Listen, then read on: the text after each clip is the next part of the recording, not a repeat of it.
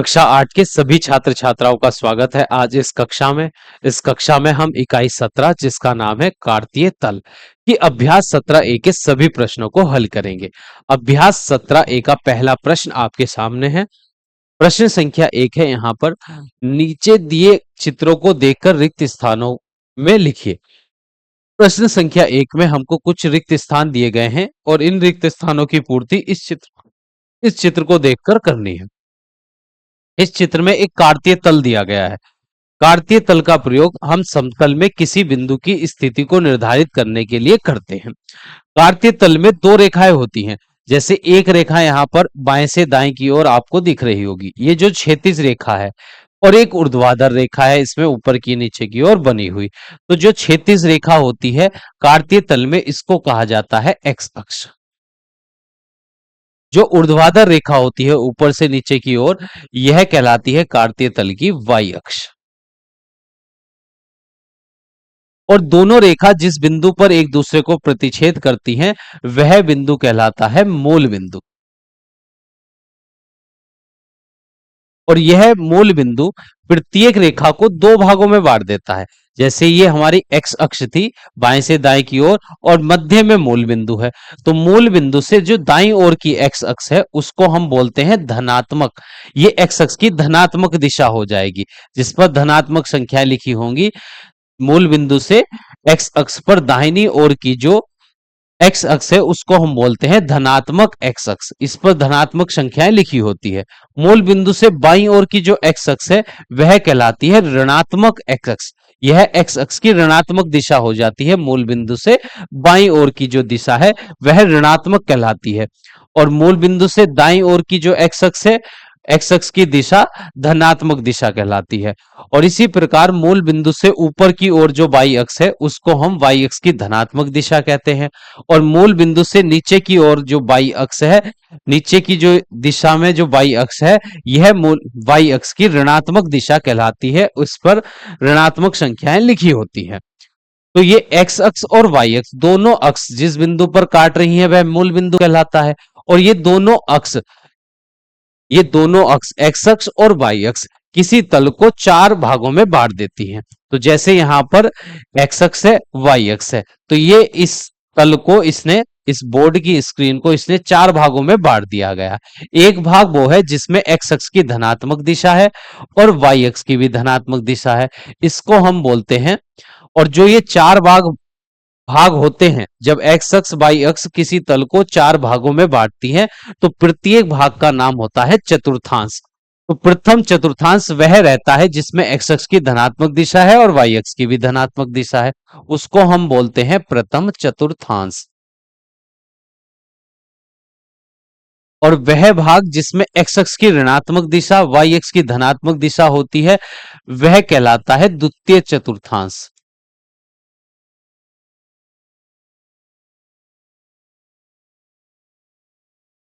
वह भाग जिसमें एक्स अक्ष की ऋणात्मक दिशा और वाई अक्ष की ऋणात्मक दिशा होती है वह भाग कहलाता है तृतीय चतुर्थांश।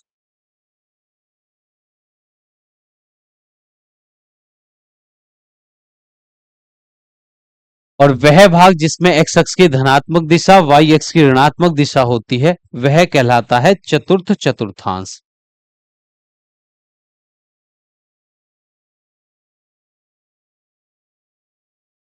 ठीक है, ये थी कार्तीय तल से जुड़ी कुछ सामान्य बातें। अब हम पहला रिक्त स्थान पढ़ते हैं। तो पहले रिक्त स्थान में हमसे पूछा है बिंदु एम एक्स अक्ष की दिशा में अंकित है, कि बिंदु एम जो है एक्स अक्ष की किस दिशा में अंकित है, स्थित है, ये हमसे पूछा है। तो मूल बिंदु ये हमारी एक्स अक्ष है। तो एक्स अक्ष से जो बाईं ओर, एक्स अक्ष पर मूल बिंदु से बाईं ओर की जो एक्स अक्ष होती है उसको हम धनात्मक दिशा कहते हैं। एक्स अक्ष की दाईं ओर की जो दिशा है, मूल बिंदु से दाईं ओर की जो एक्स अक्ष है उसको हम बोलते हैं धनात्मक एक्स अक्ष। और मूल बिंदु से बाईं ओर की जो एक्स अक्ष है उसकी दिशा होती है ऋणात्मक एक्स अक्ष। मूल बिंदु से बाईं ओर की जो दिशा है वह ऋणात्मक कहलाती है, और मूल बिंदु से दाईं ओर की जो दिशा है एक्स अक्ष की वह धनात्मक एक्स अक्ष कहलाती है। तो यहां पर हमसे पूछा है ये जो बिंदु एम है यह एक्स अक्ष की कौन सी दिशा में अंकित है, धनात्मक दिशा में है या ऋणात्मक दिशा में है। तो बिंदु एम जो है मूल बिंदु एक्स अक्ष पर हम मूल बिंदु देखेंगे, मूल बिंदु से बाईं ओर स्थित है। ये बिंदु एम जो है मूल बिंदु से एक्स अक्ष पर बाईं ओर स्थित है, एक्स अक्ष के बाईं ओर स्थित है मूल बिंदु से। अगर इसकी स्थिति देखी जाए एम की, तो यह मूल बिंदु से एक्स अक्ष पर बाईं ओर स्थित है। और एक्स अक्ष पर जो बाईं ओर मूल बिंदु से बाईं ओर की जो एक्स अक्ष होती है उसकी दिशा होती है ऋणात्मक दिशा। तो यहां पर हम लिख देंगे ऋणात्मक, कि बिंदु एम जो है एक्स अक्ष की ऋणात्मक दिशा में स्थित है, ये आ जाएगा ऋणात्मक। कि जो बिंदु एम है ये एक्स अक्ष की ऋणात्मक दिशा में स्थित है, क्योंकि यह मूल बिंदु से बाईं ओर स्थित है। अगर ये दाईं ओर स्थित होता है तो यह एक्स अक्ष की धनात्मक दिशा में कहलाता। अब यह बिंदु एम जो है मूल बिंदु से बाईं ओर स्थित है, इसलिए यह एक्स अक्ष की ऋणात्मक दिशा में स्थित है। अब अगला रिक्त स्थान देखते हैं। बिंदु एम वाई अक्ष पर, बिंदु एम से वाई अक्ष पर लंब पाद की मूल बिंदु से दूरी इकाई है। तो प्रश्न में अब इस प्रश्न में हमसे पूछा है कि बिंदु एम से जो वाई अक्ष पर लंबपाद खींचा गया है, देखिए बिंदु एम से वाई अक्ष पर यह लंबपाद खींचा गया है, इस लंबपाद की मूल बिंदु से कितनी इकाई की दूरी है। तो लंबपाद और मूल बिंदु के बीच की जो इकाइयां हो जाएंगी, 1 इकाई, 2 इकाई और ये 3 इकाई। तो मूल बिंदु एम से वाई अक्ष पर जो लंबपाद खींचा गया है, इस लंबपाद की मूल बिंदु से कितनी इकाई की दूरी है, 1 2 3, 3 इकाई की दूरी है। तो यहां पर रिक्त स्थान में हम लिखेंगे 3 इकाई। अब तीसरा कथन देखिए, बिंदु एन वाई अक्ष की दिशा में अंकित है। कि बिंदु एन जो है ये वाला, इस कार्तीय तल में जो बिंदु एन है, देखिए एन यहां पर है, यह वाई अक्ष की किस दिशा में स्थित है, ये हमसे पूछा है। तो वाई अक्ष में मूल बिंदु से ऊपर की जो दिशा होती है हम उसको ऋणात्मक दिशा कहते हैं, और नीचे की जो दिशा होती है वाई अक्ष की, वह मूल बिंदु से ऊपर की जो दिशा होती है उसको हम धनात्मक वाई अक्ष कहते हैं, और मूल बिंदु से नीचे की जो वाई अक्ष होती है उसको हम ऋणात्मक वाई अक्ष बोलते हैं। तो बिंदु एन जो है मूल बिंदु से नीचे की ओर स्थित है, तो नीचे की ओर वाई अक्ष की दिशा होती है ऋणात्मक दिशा। तो बिंदु एन वाई अक्ष पर मूल बिंदु से नीचे की ओर स्थित है, इसलिए यह वाई अक्ष की ऋणात्मक दिशा में स्थित है। अगर यह बिंदु एन मूल बिंदु से ऊपर की ओर स्थित होता तब यह वाई अक्ष की धनात्मक दिशा में कहलाता। पर यहां पर बिंदु एन जो है मूल बिंदु से नीचे की ओर स्थित है वाई अक्ष पर, तो इसलिए नीचे की ओर वाई अक्ष की जो दिशा है वह ऋणात्मक दिशा कहलाती है मूल बिंदु से। तो इस रिक्त स्थान में हमको भरना होगा ऋणात्मक दिशा, कि बिंदु एन वाई अक्ष की ऋणात्मक दिशा में स्थित है। अब आगे हमसे पूछा है कि बिंदु एन वाई अक्ष पर, बिंदु एन से वाई अक्ष पर लंबपाद की मूल बिंदु से दूरी इकाई है। कि बिंदु एन जो है इससे वाई अक्ष पर जो लंबपाद ये खींचा गया है, इस लंबपाद की मूल बिंदु से कितने इकाई की दूरी है। तो मूल बिंदु यहां पर है और लंबपाद ये है जो एन से वाई अक्ष पर खींचा गया है। इस लंबपाद और इस मूल बिंदु के बीच की दूरी हमको पता करनी है, कितने इकाई की है। तो ये 1 और 2, 2 इकाई की दूरी है इस मूल बिंदु की और बिंदु एन से जो लंबपाद वाई एक्स पर खींचा गया है उनके बीच की जो दूरी है वह 2 इकाई है, 1 और 2, ये 2 इकाई की दूरी है। तो यहां पर हमको लिखना होगा इस रिक्त स्थान में 2, तो ये आ जाएगा 2 2। अब नंबर 4 देखिए, बिंदु टी चतुर्थांश में अंकित है। कि बिंदु टी जो है वह किस चतुर्थांश में अंकित है हमको ये बताना है। तो बिंदु टी जो है देखिए ये चतुर्थांश में स्थित है, जिसमें बिंदु टी जो है उस भाग में स्थित है, एक्स अक्ष और वाई अक्ष कार्तित किसी तल को 4 भागों में बांट देती हैं, और वह भाग जिसकी एक्स अक्ष धनात्मक हो वाई अक्ष ऋणात्मक हो वह भाग कहलाता है चतुर्थ चतुर्थांश। तो बिंदु टी जो है इस कार्तीय तल के चतुर्थ चतुर्थांश में अंकित है, तो यहां पर हम लिख देंगे चतुर्थ। अगला कथन है, बिंदु टी से एक्स अक्ष पर लंबपाद की मूल बिंदु से दूरी इकाई है। कि ये जो बिंदु टी है, इस बिंदु टी से एक्स अक्ष पर जो लंबपाद खींचा गया है, इस लंबपाद की मूल बिंदु से कितनी इकाई की दूरी है, ये हमसे पूछा है। तो मूल बिंदु यहां पर है, लंबपाद ये है, तो इनके बीच की दूरी हमको बतानी है कितने इकाई की है। तो 1 2 3 4, 4 इकाई की दूरी है बिंदु टी से, जो वाई अक्ष पर, एक्स अक्ष पर जो लंबपाद खींचा गया है उसकी मूल बिंदु से जो दूरी है वह 4 इकाई है। तो यहां पर हमको लिखना है 4। तो प्रश्न संख्या 1 के सभी रिक्त स्थान हमने भर लिए हैं। अब प्रश्न संख्या 1 कंप्लीट हो चुकी है। अब हम चलते हैं प्रश्न संख्या 2 पर। प्रश्न संख्या 2 में हमसे पूछा है, प्रश्न संख्या 2 में कहा गया है निम्नलिखित बिंदु किन चतुर्थांश में स्थित है। तो यहां पर कुछ बिंदु के निर्देशांक हमको दिए गए हैं। प्रश्न संख्या 2 में हमको कुछ बिंदु के निर्देशांक दिए गए हैं और उनके निर्देशांकों को देखकर हमको बताना है कि ये बिंदु किस चतुर्थांश में स्थित है। तो देखिए, इन प्रश्नों का उत्तर देने के लिए आपको समझना होगा, किसी बिंदु के निर्देशांक को हम, देखिए बिंदु के निर्देशांक को लिखने का जो रूप है वह होता है बिंदु के निर्देशांक। निर्देशांक, तो किसी बिंदु के निर्देशांक को हम x कोमा y के रूप में लिखते हैं। यहां जो x है यह उस बिंदु का भुज कहलाता है, भुज, भुज। और जो ये y होता है यह उस बिंदु की कोटि कहलाती है, कोटि। किसी बिंदु के निर्देशांक को हम x कोमा y के रूप में लिखते हैं, छोटे ब्रैकेट के अंदर बंद करके। अब इस छोटे ब्रैकेट के अंदर दो संख्या लिखी हुई है, x और y, बीच में कोमा है। तो किसी बिंदु के निर्देशांक इस रूप में लिखे जाते हैं, x उस बिंदु का भुज कहलाता है और y उस बिंदु की कोटि कहलाती है।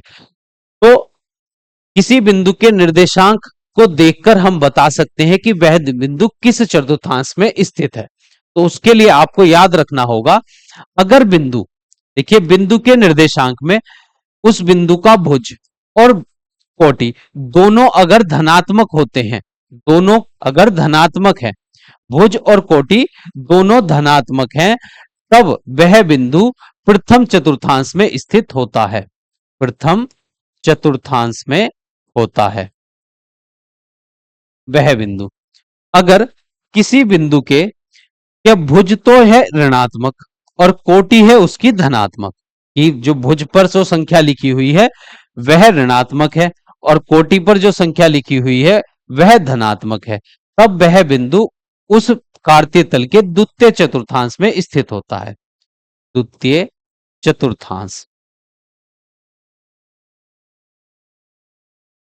अगर किसी बिंदु का भुज भी ऋणात्मक है और उसकी कोटि भी ऋणात्मक है, तब वह बिंदु, देखिए भुज भी ऋणात्मक है और कोटि भी ऋणात्मक है, तब वह बिंदु तृतीय चतुर्थांश में स्थित होता है।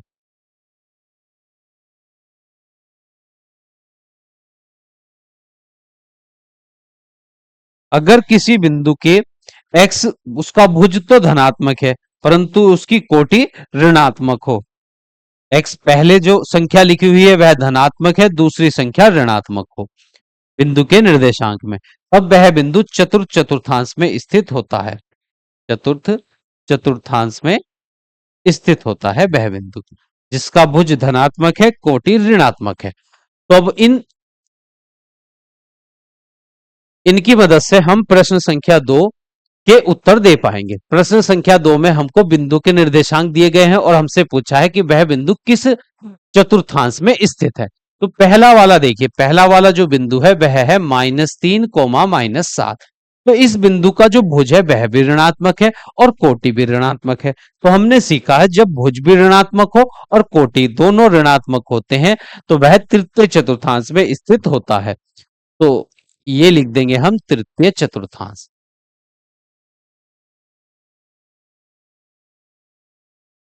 अब नंबर 2 जो देखिए, नंबर 2 में बिंदु के निर्देशांक दिए गए हैं -5 कोमा 7।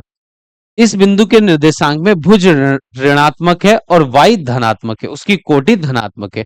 तो जब भुज ऋणात्मक हो और कोटि धनात्मक हो तो वह बिंदु स्थित होता है द्वितीय चतुर्थांश में। यहां पर हमने सीखा है कि अगर भुज ऋणात्मक है, कोटि धनात्मक है, तो वह द्वितीय चतुर्थांश में स्थित होता है वह बिंदु। तो यहां पर हम लिख देंगे द्वितीय चतुर्थांश।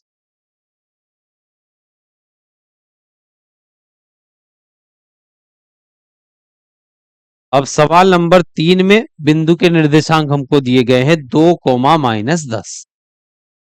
तो इस बिंदु के निर्देशांक में भुज धनात्मक है और कोटि ऋणात्मक है। तो जब भुज धनात्मक हो और कोटि ऋणात्मक हो तो वह बिंदु स्थित होता है चतुर्थ चतुर्थांश में। तो यहां पर हम लिखेंगे चतुर्थ चतुर्थांश। अब नंबर 4 पर बिंदु के निर्देशांक हमको दिए गए हैं 5, 9। इस बिंदु के निर्देशांक में इस बिंदु के निर्देशांक में भुज भी धनात्मक है, कोटि भी धनात्मक है। तो जब दोनों धनात्मक होते हैं तो वह बिंदु स्थित होता है प्रथम चतुर्थांश में। तो यहां हम लिखेंगे प्रथम चतुर्थांश।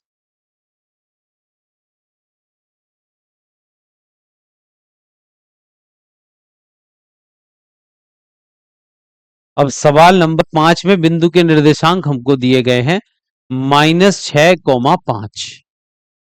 इस बिंदु के निर्देशांक में भुज ऋणात्मक है और कोटि धनात्मक है। तो जब भुज ऋणात्मक और कोटि धनात्मक हो तो वह बिंदु स्थित होता है द्वितीय चतुर्थांश में।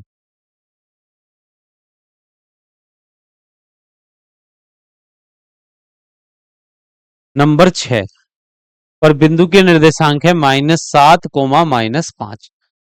तो जिस बिंदु का भुज भी ऋणात्मक हो कोटि भी ऋणात्मक हो तो वह बिंदु स्थित होता है तृतीय चतुर्थांश में।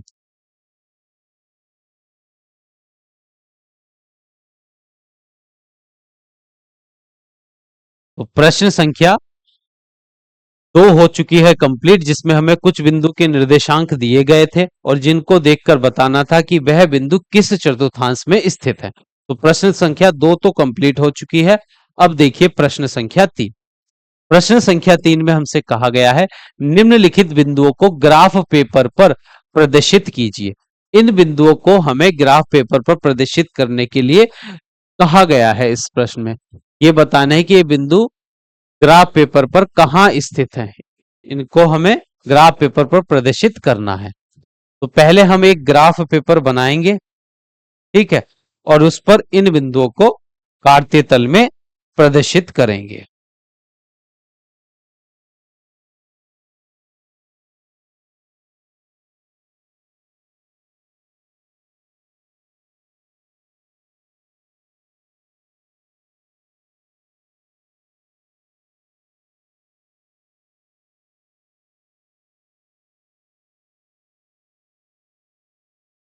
तो यहां पर हम कार्तीय तल बनाएंगे।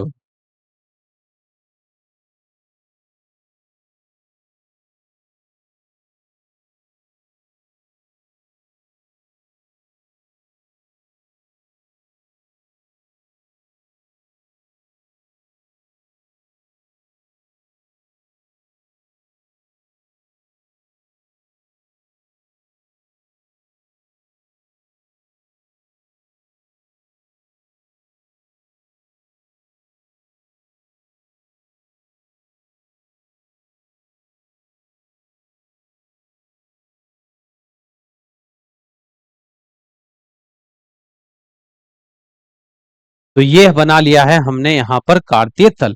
इस कार्तीय तल में जो क्षैतिज रेखा है यह एक्स अक्ष है, जो ऊर्ध्वाधर रेखा है वह वाई अक्ष है, और जहां पर ये दोनों रेखा एक दूसरे को प्रतिच्छेद कर रही है वह बिंदु है मूल बिंदु इस कार्तीय तल का। इस कार्तीय तल में हमको इन दिए गए बिंदु को प्रदर्शित करने के लिए कहा गया है कि ये बिंदु कहां कहां पर स्थित है।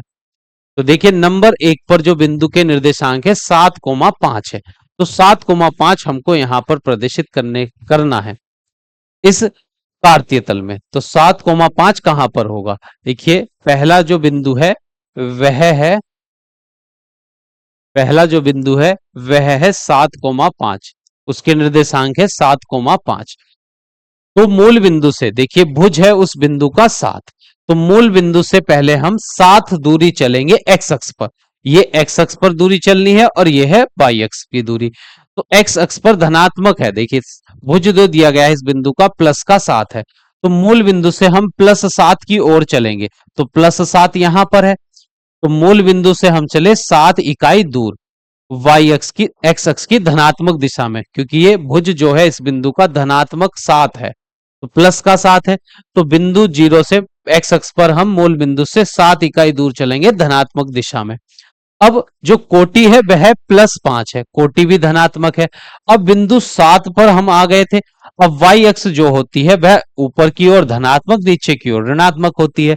तो धनात्मक 5 इकाई दूरी हमको चलनी है, तो ऊपर की ओर 5 इकाई की दूरी चलेंगे और यहां पर हम आ जाएंगे।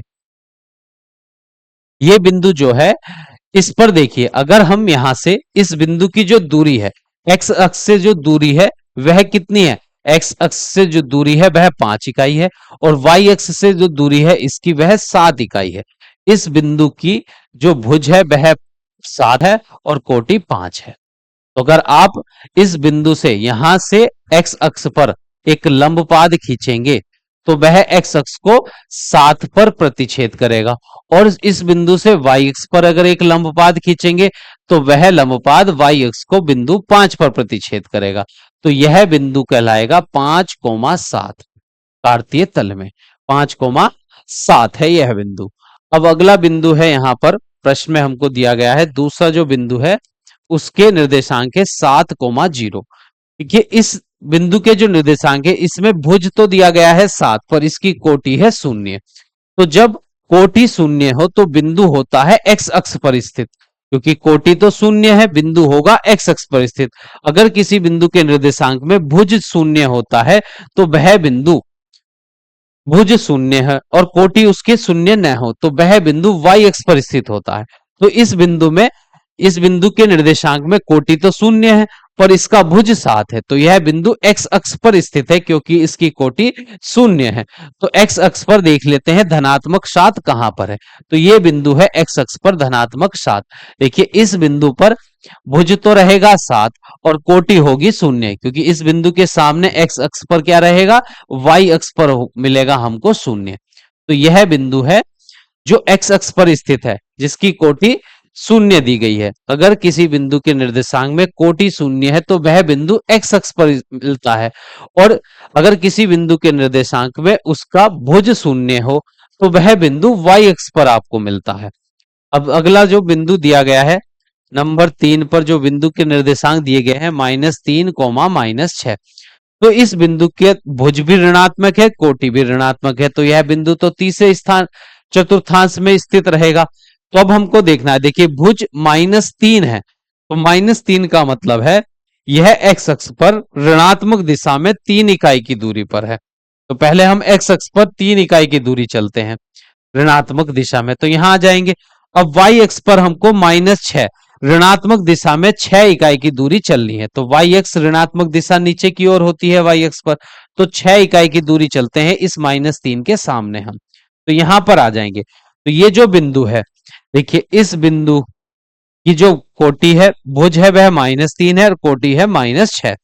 तो यहां से अगर हम इस बिंदु से एक्स अक्ष पर एक लंबपाद खींचेंगे तो वह एक्स अक्ष को -3 पर प्रतिच्छेद करेगा और वाई अक्ष पर एक लंबपाद खींचेंगे तो वह बिंदु वाई अक्ष को -6 पर प्रतिच्छेद करेगा। तो वह बिंदु जिसके निर्देशांक -3, 6 है वह तृतीय स्थान में यहां पर स्थित है। देखिए यहां एक्स अक्ष पर अगर हम लंबपाद खींचेंगे तो यह लंबपाद एक्स अक्ष को -3 पर प्रतिच्छेद करेगा और वाई अक्ष पर अगर लंबपाद खींचेंगे तो वह वाई अक्ष को -6 पर प्रतिच्छेद करेगा। तो यह बिंदु है -3, -6 ग्राफ पर।